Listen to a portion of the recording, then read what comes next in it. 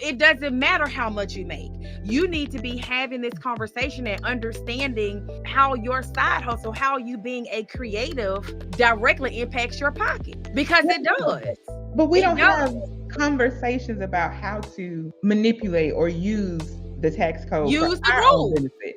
How it, It's like this is something come on that we now. have already decided is only available to wealthy people and Right. to corporations. It's No. like you don't know what's available to you when you get with a Right. credible tax Right. professional Right. like Saliba, like Right. other folks in the community.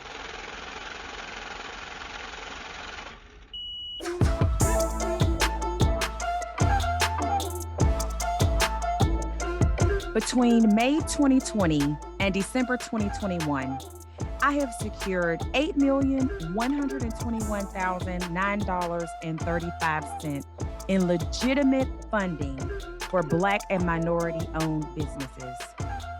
My name is Taliba Bales, and I'm the host of the Black and Bankable podcast. Effective immediately, I am coming for more for the community. Hello, and welcome to another episode of the Black and Bankable CEO Conversations. If you have missed any of these conversations before this one, I need you to run it back and go back to the whether you're on Apple, Google, YouTube. I need you to go back and check out some of these prior conversations because this one today I know is going to be as equally hot or even hotter when it comes to the important conversations that this particular show is set to accomplish. And that is unlocking access to information in a way that is customized to your Black business. And I just know that in the conversation we're going to have today, the gems that we're going to drop for you, by the time you finish this episode, it could be something that we unlock or unblock or whatever for you, and you'll be able to push aside and move something forward. So if you need to get pen and paper because I'm telling you, Carmen, I know it's coming with the fire when it comes to what the heck it means to be Black and bankable. We're going to dive a little bit deeper into side hustles, all of the above. And as with anything, you can always put your questions in the comment section. I'll make sure that I give you contact information for Carmen so that you can follow up directly with her on anything that she has mentioned. Are you ready? Are you ready, ready, ready? I'm ready. So, I'm so ready. yes, yes, yes. Keeping your books in order alone is hard enough, never mind running a business. If you are currently doing your own bookkeeping, you know working with numbers doesn't necessarily mean that you understand them. Not being able to see the big picture on top of having to do everything yourself can feel like you're running in place. Don't let your business fail because you can't keep track of your financials or don't have the time. The Bankable CEO Bookkeeping DIY membership gives you the tools you need to get real solutions and real visibility into your finances with guidance from QuickBooks certified professionals. Sign up now. Text DIY to 855-912-1020. That's DIY to 855-912-1020. So today we have Carmen Mays. She is the founder of Elevators on 4th, which is obviously you can see a Black owned, woman owned business here in Birmingham, Alabama that works with businesses and works with gig workers. And she has extensive experience in being culturally aware of the obstacles that Black businesses have, not just in Birmingham, but we just happen to both be based in Birmingham. And so we're going to hop right into it. So Carmen and I've had plenty of conversations about this, and that's why I'm just so hyped because I know we're going to get to it. But I want to make sure that we consistently go over the same things as the other conversations. So Carmen, can you share with us your opinion on the role that Black entrepreneurship plays in marginalized communities? Absolutely. Thank you again for having me. But, one of the principal points that I bring up about Black business ownership and the cultivation of Black businesses is that, we get to create workplaces where Black people aren't discriminated in. Yeah. And, while it is a worthy fight in large organizations to make sure that any people who are marginalized are treated well and fairly and paid equitably, you can also just support Black businesses. And we can create the spaces where we are most valued and paid properly and things of that nature. So, Black businesses really can create the workforce Mhm. opportunities that we're looking for out of other larger companies. So that's one big reason for me. Another thing is just access and visibility.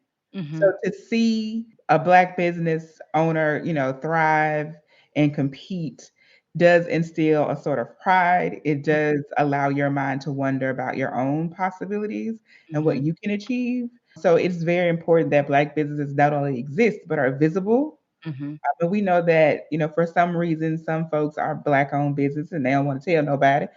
But for those that do, that they are visible and that they have equitable participation in the market, so they can do the giving back Mhm. that only they know how to do. I mean, how many times have we seen larger corporations struggle with connecting with our communities?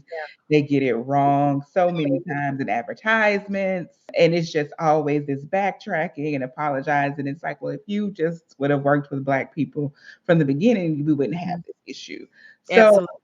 I think, like, I mean, I can go on and on about the positives of having Black businesses in Black communities, but for me, definitely starting my Black business, it was definitely so I could create the work environment that Mhm. I desperately wanted and needed when I was working in other places that were not Mhm. Black owned or Black operated businesses and organizations. Absolutely. So let's dive a little bit deeper into, we know that it's important. We know the positive role that our businesses play when it comes to demonstrating our culture, demonstrating our ability, demonstrating a legacy, for those who are aspiring to do greater and aspiring to go into entrepreneurship. What are some of the obstacles? One of the things you just said is like sometimes we don't want people to know, you know what I'm saying, that we're Black owned, but that reminded me of some of the obstacles that we Mhm. know play a role in our Black businesses. In your experience as a Black business and in working with other individuals who are aspiring to be business owners, what are some of the obstacles that you see, and how do you think that that missions like this and even missions that you're aware of can effectively not only just diagnose those obstacles spot on and but help resolve those obstacles. One big obstacle is subcontractor culture. That's what I call it. This idea and mindset that Black owned businesses cannot be prime contractors, cannot Mm, be in direct relationship with local governments or mhm, corporations, or joint ventures even with other larger predominant culture organizations to go after work. This consistent idea that we're just all down here just waiting on our subcontracts yeah, and having to fight each other for these subcontracts. That is very detrimental. Obviously, it's racist, right? So it mhm, does perpetuate the idea that Black businesses are inferior or less capable solely because they're Black businesses, not because of the structural racism that has blocked opportunities for us to grow. But it also messes with our money, right? So, unless you with a federal contract where you have a program officer who is enforcing the prompt payment clause, you don't know when you're gonna get paid. mhm, You're waiting for your money to pass through at least mhm, one other entity before you can get your check cut, and that really drives a lot of small businesses, Black businesses, out of business because we mhm, don't have that cash flow apparatus to where we can float our businesses until we get our money, or mhm, when people just refuse to pay you outright and you don't have the funding or the wherewithal to hire an attorney to go after people. mhm. I mean, To so get much paid. to get paid, just to get paid. I mean, Yeah. there's so much, and then there are startups that are basically who are essentially buy your contract. So if Mhm, you're a small business and you need your cash, you can't wait for a local, state, or federal government, or I think they're only doing government backed contracts. If you can't wait, you can mhm, essentially sell your mhm, contract to these mhm, folks. They will give you the cash, but it's at a discount. mhm, So then mhm, as soon as you get paid, you have to give them all of the money, where mhm, they may have only give you 85% of mhm, the value of your contract. mhm, There are all these things that are coming up because of these bottlenecks in payment. Mm-hmm. And that is one of the things that really, really, really puts Black businesses in a precarious position is, subcontractor culture and payments and making sure that Right. folks get paid on time and making sure that, government entities have processes that are more seamless, so you Mm-hmm. can get paid faster. Other issues, banking. Mm-hmm. So we had to work to make sure that a national brand bank didn't close in North Birmingham because they would have been without a bank. It's like people don't see banks. And I know that may sound Yeah. strange, Mm-hmm. but people can drive all through their neighborhoods and out of their neighborhoods and never not once see a bank. And that's problematic because you don't have people engaging with banks. Mm-hmm. You don't have people understanding how banks work, what Mm-hmm. kind of features banks have, even to compare and contrast to other banks. Mm-hmm. And then if you bring in our digital divide of Mm-hmm. not having access to high speed internet and or not having device literacy, right? How to Mm-hmm. work Mm-hmm. these devices Wow. on social media. Yep. Like you can't even get in with online banking, right? You Yeah. don't know to Yeah. download the app and how to, access some of the online banks and tools and resources.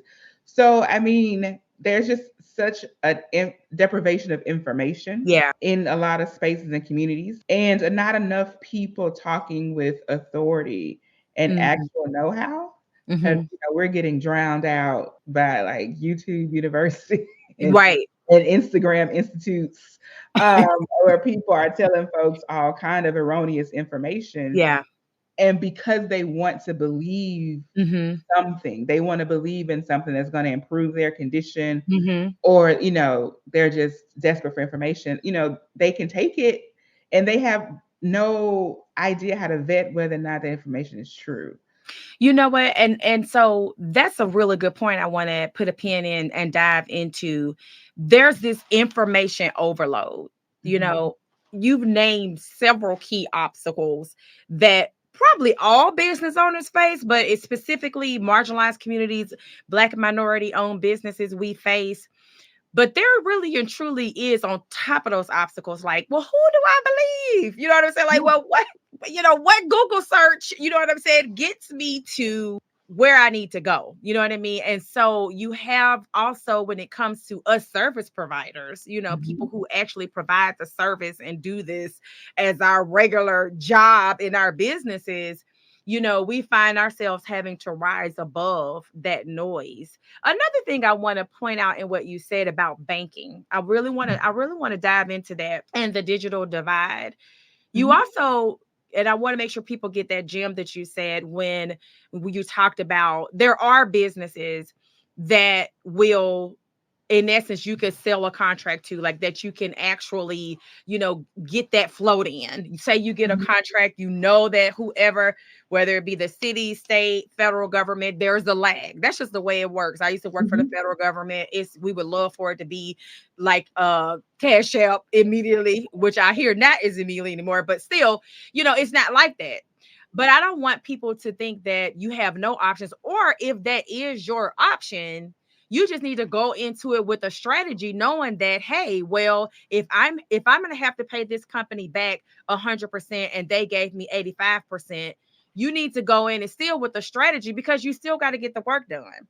You know what Mhm. I mean? And so even though we find ourselves in a horrible, or not as leverageable position when it comes to the digital divide, when it comes to not having that cushion, there is absolutely, Carmen is giving you, an option if you didn't know, because a lot of people don't even know, oh, there's an option, Mhm. where I can find a company that will, in essence, it's contract financing or purchase order financing. Yes, it is. But I do recommend you go into it and talk to somebody that's going to give you a strategy, so you're not, you know what I mean, even further behind than you were initially. And then when it comes to the banking, one of the things that you said that sort of triggered this thought too was, let's talk about those business owners or those individuals who may have gotten into some kind of, real life situation where their bank Mhm. was overdrawn.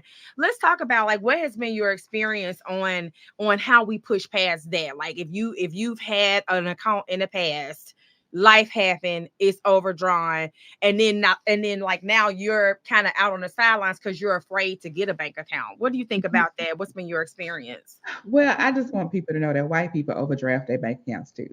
Like, but I do because people like to paint a picture that it's just us over Right. here, messing up, and it's just it's us that have these hardships. I'm like, this happens to everybody. Exactly. Yes. This is Yes. not an isolated incident. Right. You don't have to stitch an A to your chest and go about the town square. Correct. It is it's like chill out. Like Yeah. It's we all have okay. made decisions Yeah. that were, you make the best decision that you can make with the information that you have. You cannot Hmm. punish yourself for Yeah. a past decision when you got Right. new information in the future. I Right. mean, Right. that's you did what you could do at the time, the Yeah. best that you could do at the time. And so what I don't like is that we black people and other marginalized people are often overly penalized for Mm. the same activities that Yeah. other communities participate in. Yeah. So yeah, don't be afraid of your past. You can't Hmm. be about it no way. Yeah. Um, and you find banking institutions that are supportive of you. I mean, Hmm. that could also mean going to a black bank or Hmm. checking out other. I mean, like there are so many banks, which is Yes. another part of information. Like we think of like the banks we see downtown, but listen, y'all, I watched Inventing Anna on Netflix, and I'm here to tell you, like, if a lady can just convince people of just obvious lies and get a $40 million loan, Look. you can do whatever you need to do. And there are so many more banks than Yeah. the banks that we see downtown. Yeah. So Yeah. you're doing research about all the different kind of banks in the world that exist and just finding the one that fits with you. But Absolutely. we're not gonna be beating up on ourselves. No. And we Not got when to get I out had of a that fear. president that went bankrupt 2, 3 times. Exactly. And so, and that's the thing, like, you know, your foundation, you know what I mean? Like we want you to just focus on you, right? But when it comes to, oh man, you know what I'm saying? Like life has happened, da da da da da.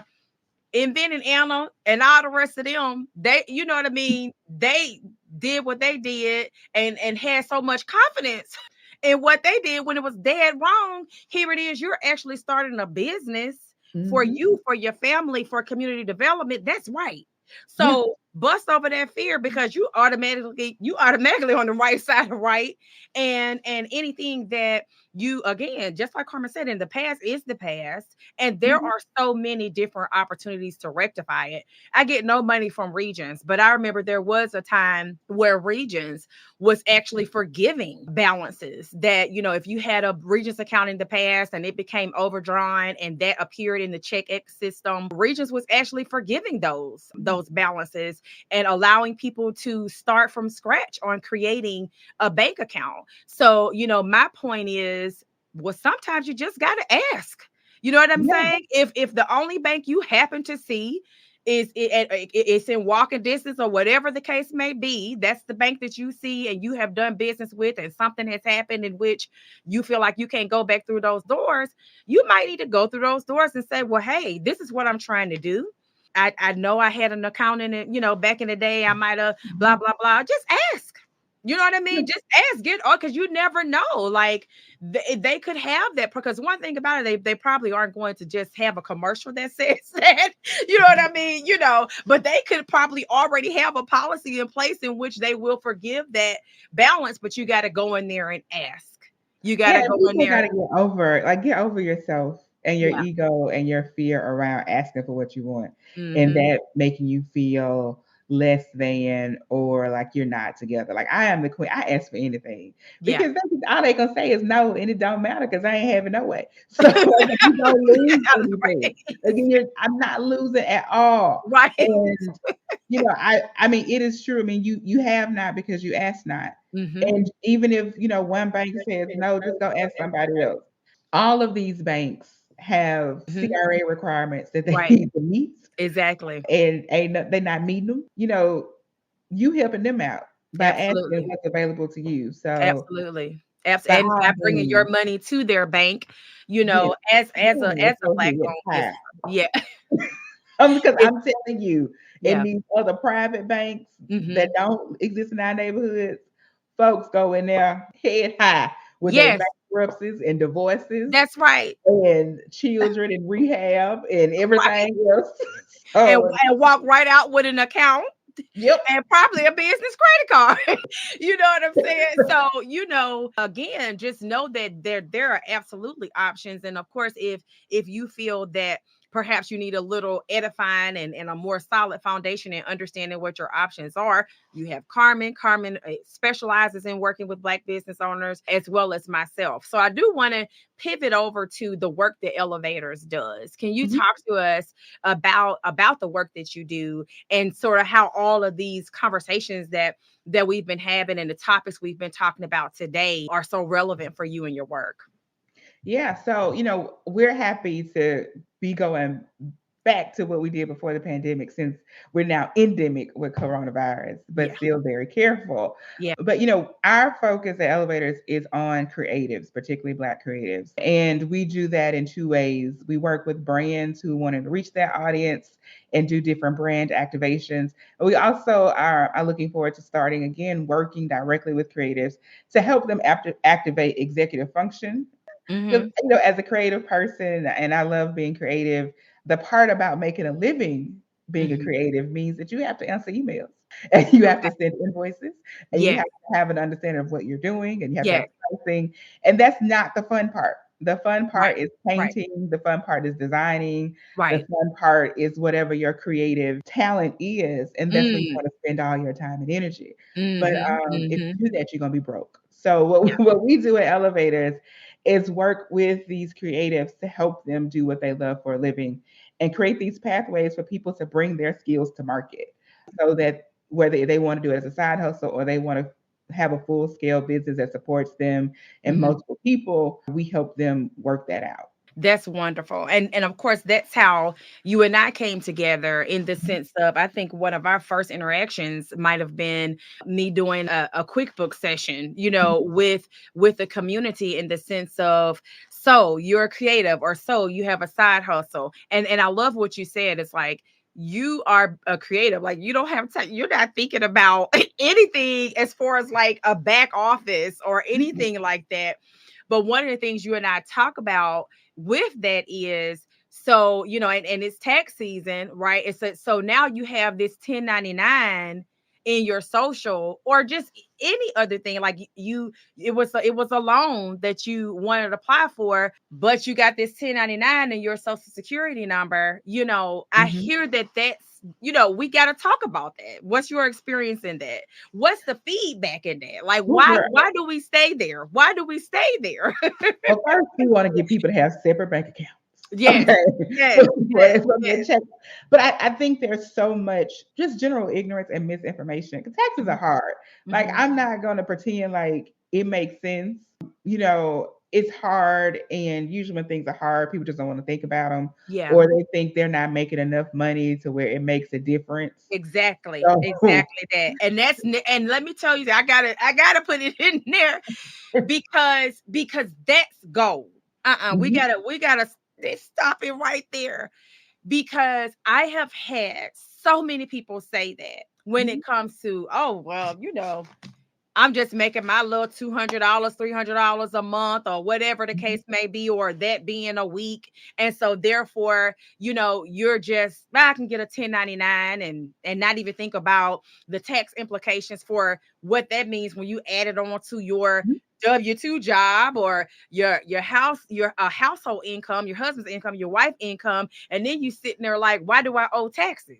Yeah. Like, so it doesn't matter how much you make. You need to be having this conversation and understanding how your side hustle, how you being a creative directly impacts your pocket because it does. But we It don't have does. conversations about how to manipulate or use the tax code for Use the our own rule. benefit. How it, It's like this is something come on that we now. have already decided is only available to wealthy people. and Right. to corporations, and it's like it just don't apply to us. Like we're not living Woo. under the same laws, and so and so. But I think that that's another thing that's in our minds of thinking, Yeah. oh, it's not a lot of money. Oh, I can't afford those kind of services. I mean, that's for people who have accountants. That's Jeff Bezos can afford lawyers Right. and attorneys to make sure he ain't got to pay no taxes, but I got to pay my tax. It's No. like you don't know what's available to you when you get with a Right.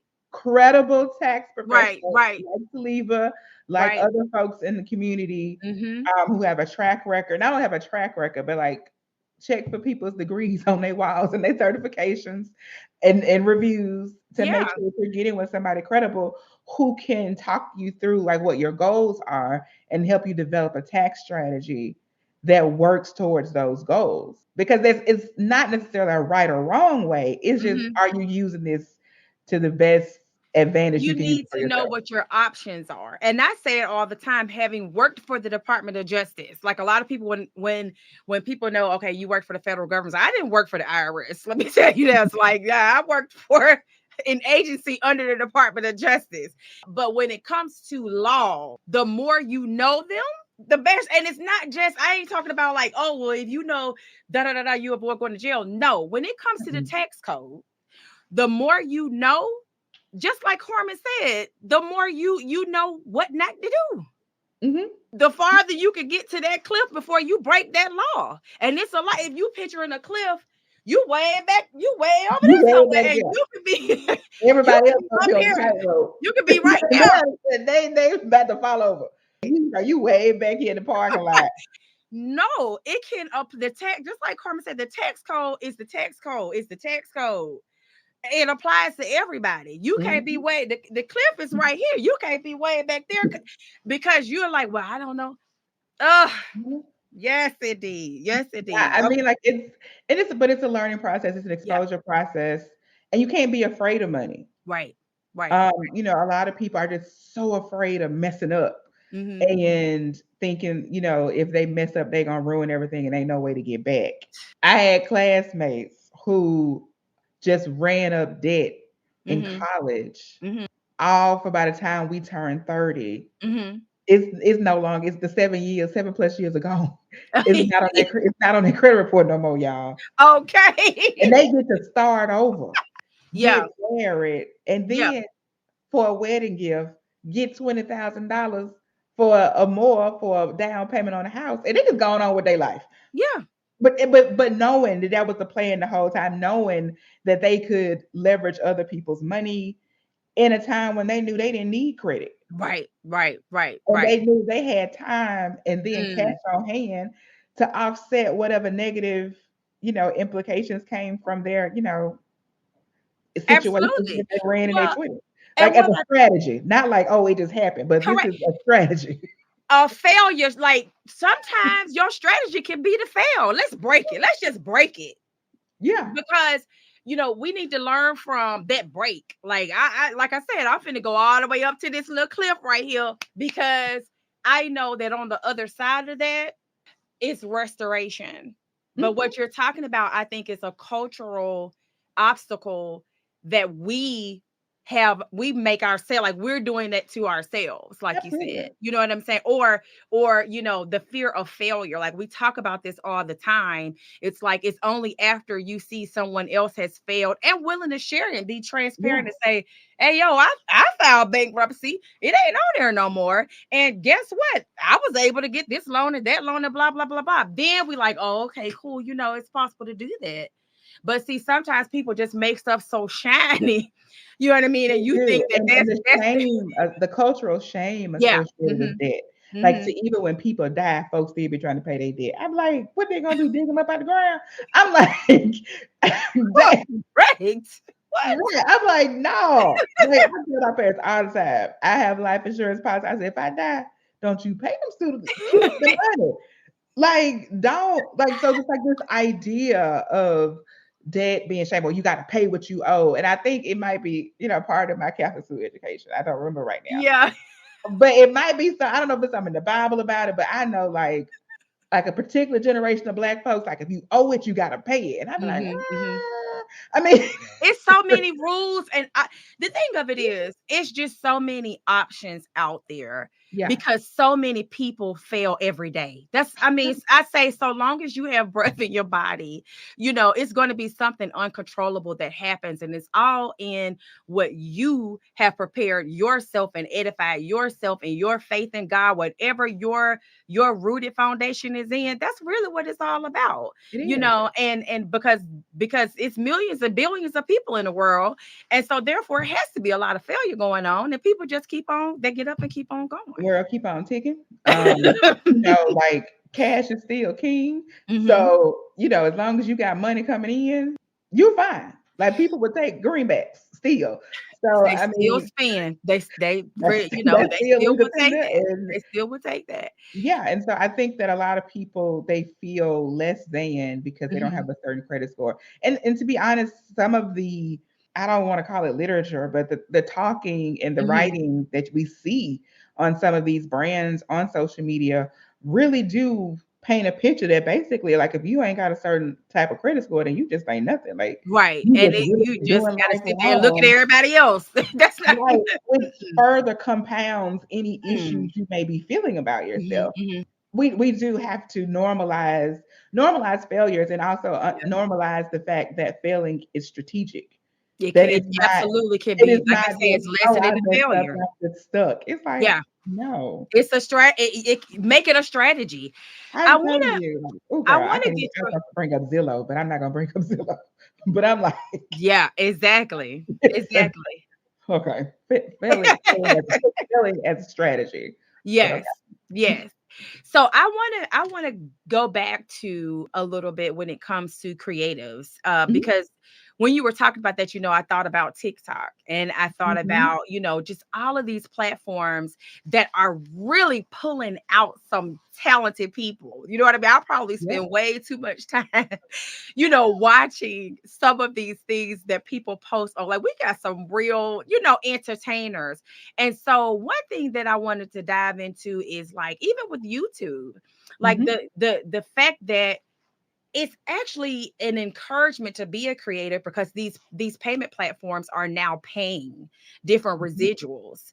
And so I wanted to touch on that just to put it out there that, if you don't consider you're creative, if you're getting a 1099 from TikTok, from YouTube, if you're getting anything of that nature, then we're talking to you when it comes to, okay, now there's a back office to this, right? Especially when Absolutely. you're getting all these views on whatever platform again, and you start getting these checks. We're talking to you. Like we want to make sure that that that's not it.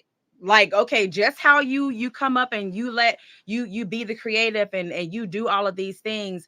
We want you to make sure that it's all for nothing. Like, yeah, you could be getting, I don't know, like tens of thousands or whatever Mhm. dollars a month, but when it comes to tax time, you're like, oh, I don't know. There's a strategy to that.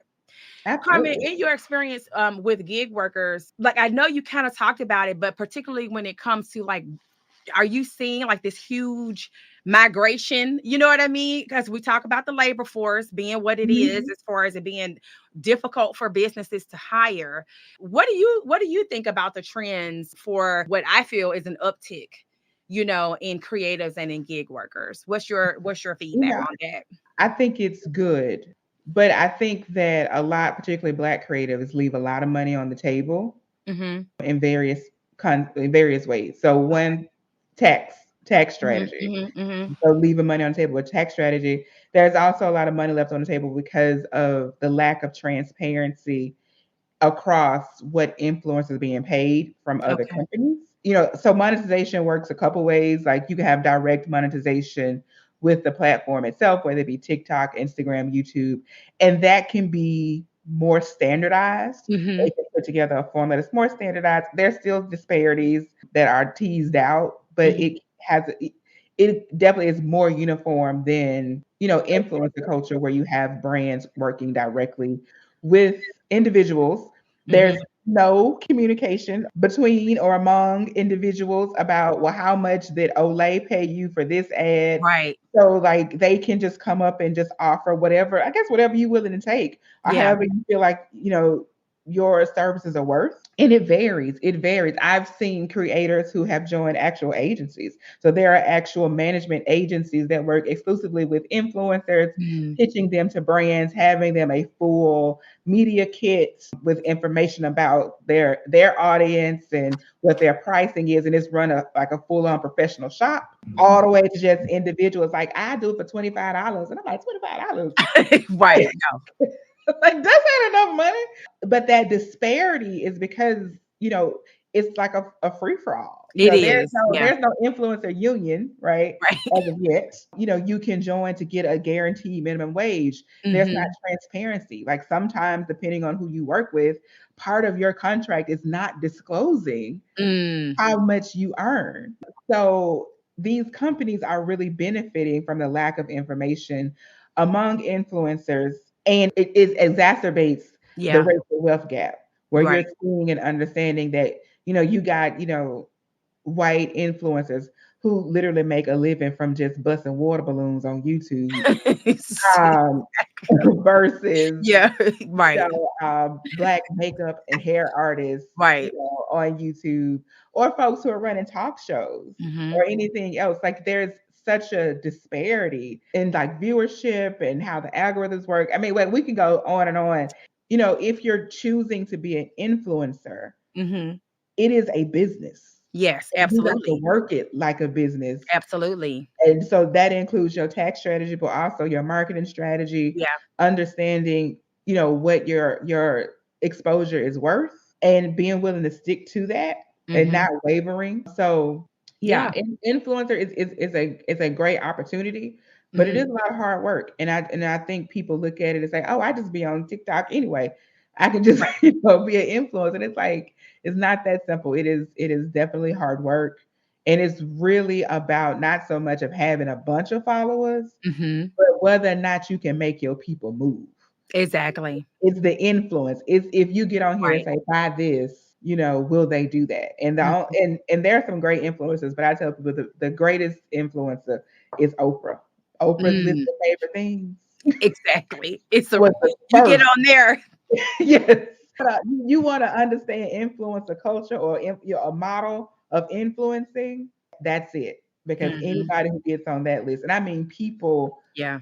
clamor to get on that list. Oh, I'm yeah. sure that they offer, I mean, I'm sure they work Oprah all year long I'm sure. to get on that Exactly. list at the end of the year. Mhm. So that's definitely a model to look at if you're interested in influencing. Absolutely. So as we get closer to the end to our episode, I want to make sure that those who we spoke to specifically today, like, you have identified yourself as a creator, if you a gig worker, Uber driver, I just want, like, if you're getting a 1099 NEC, Mhm. if in anything that you're doing, someone asks you to fill out a W-9, Mhm. okay? Mhm. We are talking to you. Like, I want to make that clear, right? We are talking to you.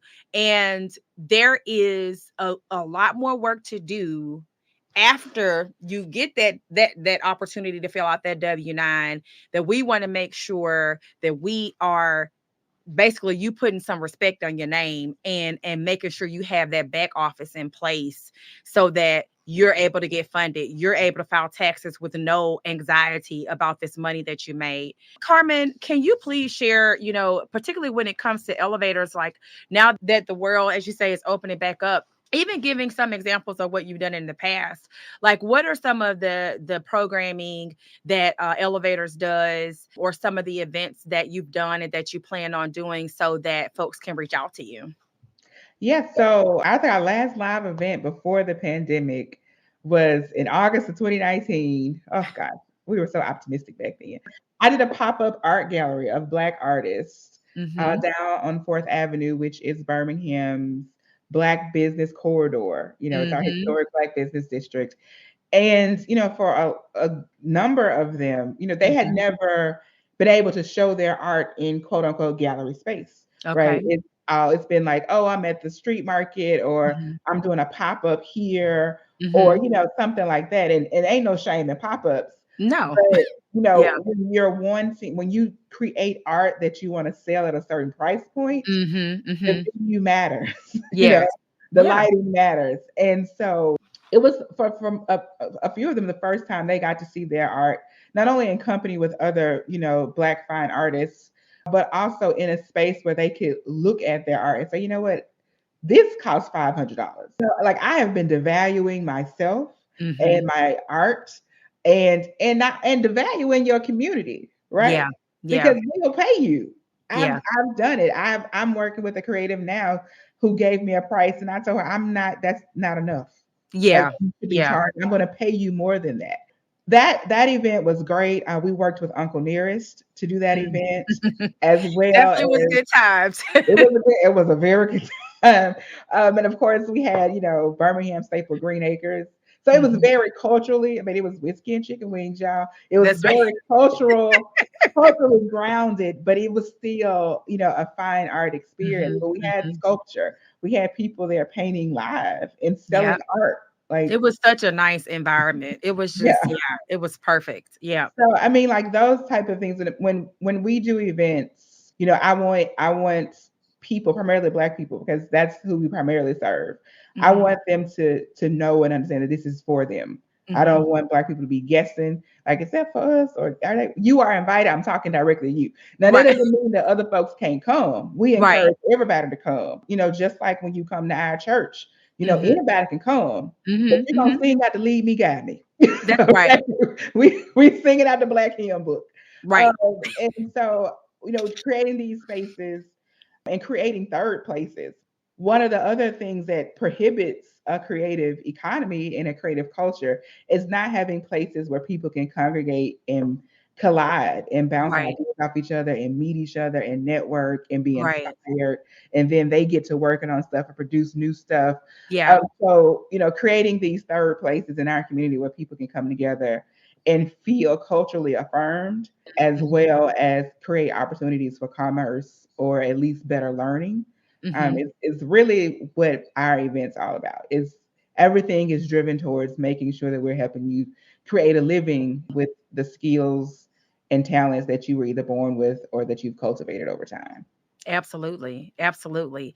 So, as I said, everyone, I'm definitely going to make sure if you are watching this episode or listening to it, make sure that you look for how to work with elevators and just get into that environment, get into that space, that safe space for Mhm. you to continue to cultivate your passion, but again, to have that back office so that you're just going to the moon and back. You're not worried about anything as far as like, taxes or anything that the unfun stuff that you may have in your mind. Or and I'll even say too before we close out, because I had some really good one-on-one sessions last week. And and sometimes you just need to hear it from someone else. And Mhm. this lady actually was saying, you know what, so I have been like, remember how we talked about the cliff being back there? Like she was like, I've been in the back wanting to start this business, but because I have no clue about sales tax, Mhm. I've always put it to the side. And I was just like, wow, because there are some real issues, like, and everybody has their specific thing. Mhm. To go to the event that you had in 19, it could be that there's a creative out there that just was like, well, I'm not, I haven't done this because I don't have any space, Mhm. or because, will people come see my work in this pop up? So I think that our talk today, our conversation today, also, I want to roll that red carpet out there for you, that if you have been back there because of something that you specifically have said, but I want to be a so and so and so and so, but it's something about blah that scares Mhm. me. You know what I Yeah. mean? Then elevators is your safe space, Mhm. because there are other people, like we say, it's billions of people in the world, and there's someone else who can give you that solution. And I hope that just this little teaser of a conversation that Absolutely. we've had, this little teaser of almost an hour has reset you in the areas that you have identified, there's an obstacle that has been preventing you from being great. I mean, Because I didn't know it. Like I wasn't born with like all this information in my brain. And exactly. so, I had to learn, I had to read and ask questions and get understanding. And and there are like, small things that differ depending on like where you live. Like, okay, Mhm, if mhm, your business mhm. in Jefferson County, you don't have to have a business license with the Right. city unless you do business in the city. And like so like there are all these like Yeah, other yeah, small things that you just don't know until you encounter it. yeah. And I think so many people fear being called illegitimate or like Mhm, you ain't got no mhm. real business if you ain't doing this. Right. I do not like those people. I would fight them on the street. Like I don't need to be and like Right. this whole thing, like, well, if you ain't real, if you ain't quit your job. I'm like, you better not quit your job. You better I have a got a full strategy. time job. And I, do elevators and I've done elevators full time. And Yeah, it's like, all these qualifiers that like weirdos put on yeah. whether or not you got a real business is Mm, is just so disheartening. And it's like mhm, if your business is real because you're a real person in mhm. business. And Exactly. and that's it. And so whatever you don't know, or even the things that you don't even know that you don't know, Right. it's fine.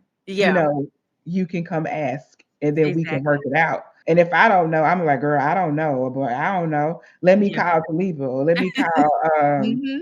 somebody else Yeah, and we'll figure it out. But yeah, absolutely. like the pressure of feeling like you have to know everything in order to be a business owner. Please release yourself because I'm Right. telling you, these people that own these businesses or run these companies have a whole team of Yeah. CPAs and attorneys and paralegals, so they don't have to know nothing. Right. And then I'm here to tell you, being the numbers person, I have had clients that have come to me, and I know I will continue to get clients that will come to me that have those people on their staff and their board, and and it's still everything's not together. Don't be Mm-mm, fooled by the outside appearance. mm-mm, Connect yourself with someone that you can feel vulnerable with, that has been there, okay, and has mhm. learned or has worked with clients that have been there and that has learned, because again, it's just there, the whole, I'm shiny and bright and I'm perfect. It's really a concept that doesn't exist. It doesn't And it just doesn't. You be surprised what just a couple of scratches, like a little scratch off, a couple of little scrapes, and what's behind, Mhm, that picture that you see is not what it is, but it absolutely can be what you write on paper to be, as long as you commit to it and you identify someone who is going to unblock you, in those areas that you don't know anything about. Well, so we have come to the conclusion, but like I said, with all of our prior guests, I know all these people, but personally, Carmen is definitely a client and one of my OG clients. She's one of mhm, my first get bankable clients, when I first restarted my 100% entrepreneurship journey back in 17, 18. And so, mhm. if you need anything, I know how to contact Carmen, and you're gonna have that stuff before you finish watching this thing. Just look underneath the video or audio, and you're gonna know how to contact her. And if there are any conversations that you have ideas for, like that you Mhm. any guests that you think I should bring on or have back on and talk more about, then absolutely let me know. Wherever you have viewed this podcast, I'm pretty sure you're gonna see how contact me, and I'll let you know. Hey, we'll do it again. We're going to be doing lives as well, where you can do, we could be more interactive so that you can ask questions. So, this is just another conclusion of another conversation, and there will be plenty more because we Mhm. are absolutely getting great feedback from it. And, when you hear it from real people, unscripted, it Yep. lands, it helps, it accomplishes the mission of unlocking access so that we can have more and more bankable Black CEOs. I'll take it one by one if that's what we have to do. Mhm. Carmen, is there anything else you want to share with the audience before we close it out? Sure. So, my personal mantra is that I don't believe in a God that taunts me with visions of things that I cannot achieve. Mm. I don't Mhm. believe God to be that cruel, or Mhm. whoever your deity of choice is. I Mhm. don't believe them to be that cruel. Mhm. Cruel. So if you see it, if it's bugging you, Mhm. if you dream about it all the time, if you can look at it like they ain't even doing that right. If, Oh. if it's if it's in you, Yeah. pursue it. Mhm. Pursue it wholeheartedly and get you some help. Yeah. There are people there who are willing to help you, and it won't necessarily cost you anything. There are Mhm. people who really just who are in position to really help people. So Mhm. that is my advice. If it's bugging you, if it gnaws at you all the time, if it's a vision that you see clear as if you was looking out the window, Yes. go for it. Please Yes. go for it. We're waiting on you. Absolutely. We're waiting on you. The world is waiting on you. Mhm. Well, that's a perfect end to this episode.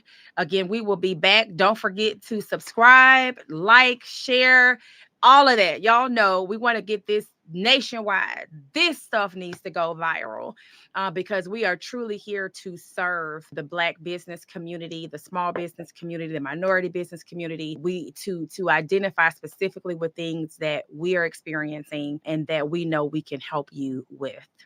Thank you for tuning in. Thanks, guys.